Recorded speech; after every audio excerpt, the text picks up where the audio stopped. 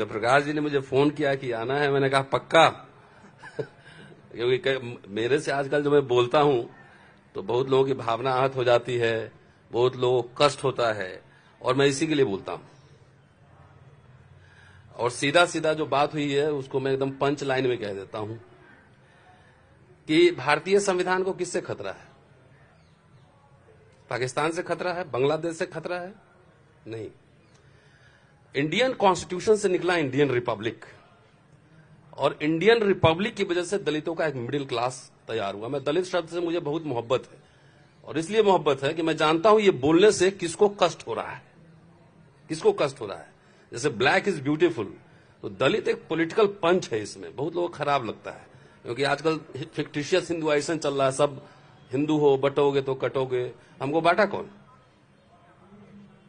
सुधरना किसको है? मुझे थोड़ी सुधरना है, जो सत्ता के शीर्ष पर बैठा है सुधरना उसको है। तो सीधा और सीधा कहिए, सीधा घुमा फिरा के नहीं।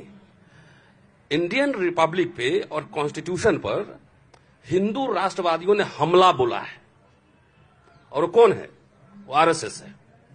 जब संविधान लागू हुआ सबसे पहला विरोध किसका था? संसद के अंदर विरोध नहीं था, संसद के बाहर ऑर्गेनाइजर में जाकर लेख, 4 दिन बाद लेख छप गया कि भारतीय मिजाज के हिसाब से नहीं है। तो आप कौन सा संविधान लागू करना चाह रहे थे? सीधा सीधा मनुस्मृति। तो ये तो खास तौर से भारत के जनता को सीधा लाइन ड्रॉ करना पड़ेगा। देखिए, जवाहरलाल नेहरू, अंबेडकर में बहुत सारे मतभेद थे, लेकिन तब भी एक मॉडर्न रिपब्लिक बनाने पे दोनों सहमत थे। जितने पार्लियामेंट में सिंबल बने वो सब बुद्धा से आया, अशोक से आया, अशोक चक्र तमाम। लेकिन ये सिंगल लाने की क्या जरूरत है? वो सिर्फ प्रतीकों का बदलाव नहीं है, वो वैल्यू सिस्टम का चेंज है। और इसलिए मैं खुल के कहता हूं कि आरएसएस से संविधान को बचाना है, बीजेपी से बचाना है संविधान को, राइटिस्ट फोर्स से इससे बचाना है। और संविधान खत्म करने की कभी घोषणा थोड़ी होगी, उसके प्रावधान खत्म कर दिए जाएंगे। आखिर ये मिडिल क्लास का फॉर्मेशन इंडियन रिपब्लिक से हुआ है। आप बताइए साहब, भारत जब आजाद हुआ तो भारत एक गरीब मुल्क था।